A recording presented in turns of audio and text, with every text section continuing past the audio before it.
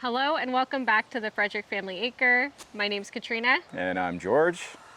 And today we're going to be building a garden bed out of old materials that we had held onto and are now finding a use for.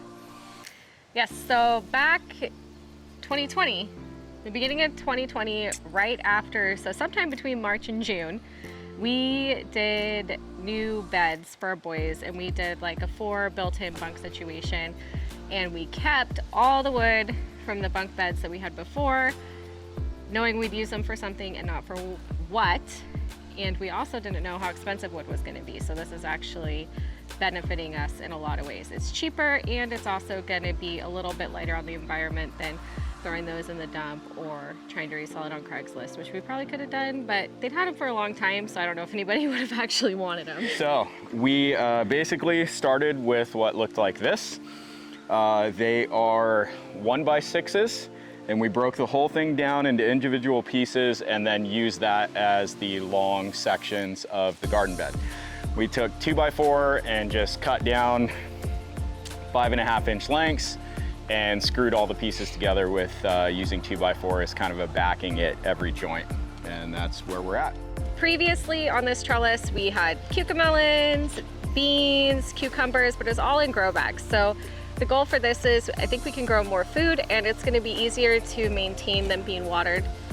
And I want to show you what we're going to pull out, because we have some volunteer cucamelons. And then also, gosh, I think, so the first year of our garden now, this is going to be our 3rd garden season in the summer. So in 2020, Cash wanted to plant a sweet potato, and he just dug a hole right here and put it in the ground, and I can't even believe how well it grew. And not only did we get some sweet potatoes that first year, but last year they just came up again because we missed some. So we're gonna try to carefully move this one.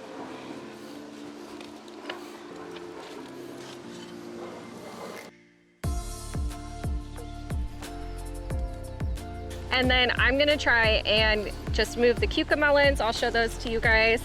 If you don't know what a cucamelon is, it's like a tiny little cucumber. It looks like a mini watermelon. Actually, we have lots of pictures, so I'll have George put one here because he's the editor, not me. I'm learning, but we'll show you what that looks like, and I'll show you what the little seedlings look like. Volunteers are great, but something you can do if they're in a place that's not ideal is you can carefully take them out and move them. And I have found that volunteers are the strongest, most hardy plants, so I'm gonna try and save these guys. Now that we got these little guys out, we are going to make sure that none of this ornamental rock is over there. Pull the mulch over and just try and level that out as best we can. And then we're gonna quick put this thing together.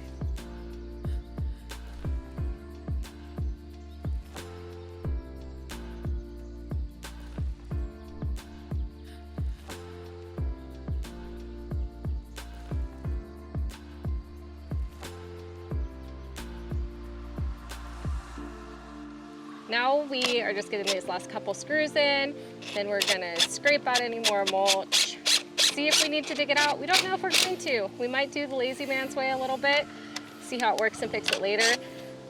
Sometimes we try and make sure everything's like exact before going in, but with this, you know, it's a recycle job, and I think it's gonna work out really well.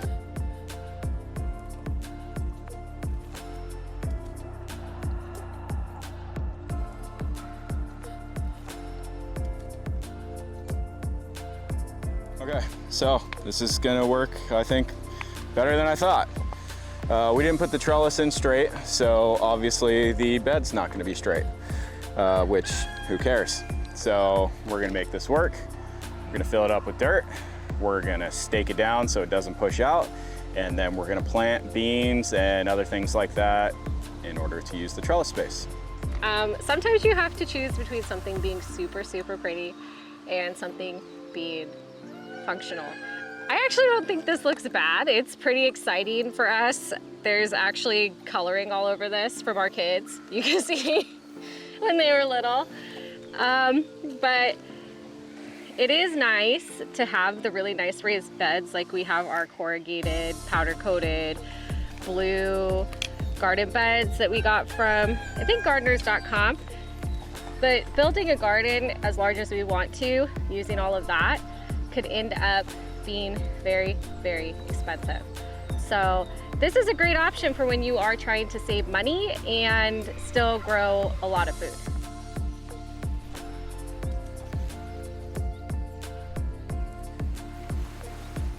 I am watering this in.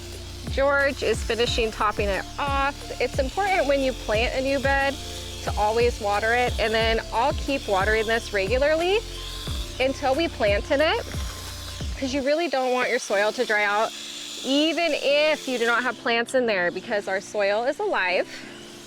And to keep our soil alive, we have to keep it moist, but not too moist, because then it becomes anaerobic. But it sounds trickier than it is.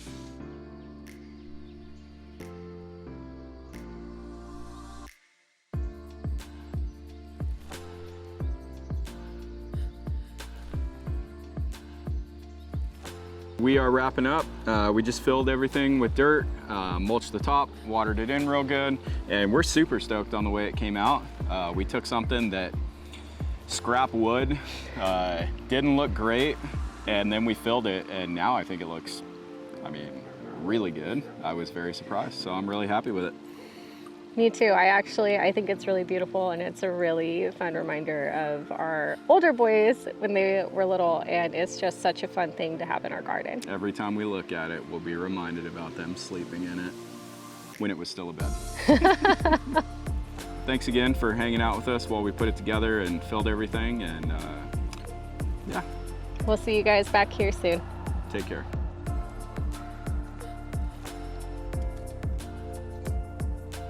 Cash, grab that camera. Are you putting a rock? Put a few rocks, sure. Rocks for holding. Just don't let it fall, okay? Partnering with Mother Earth. I don't know where I'm going with that. I'm just talking. It's just right. So it's one more way that we Start can... over. I made a funny face. That's actually gonna work pretty well. Just gonna throw that out there. I've been less pleased with things. They're just to get some extra stuff in the ground. We appreciate you guys coming along. Appreciate you watching, and we'll see you on the next one. That could not have been more perfect. What? That was like the most perfect.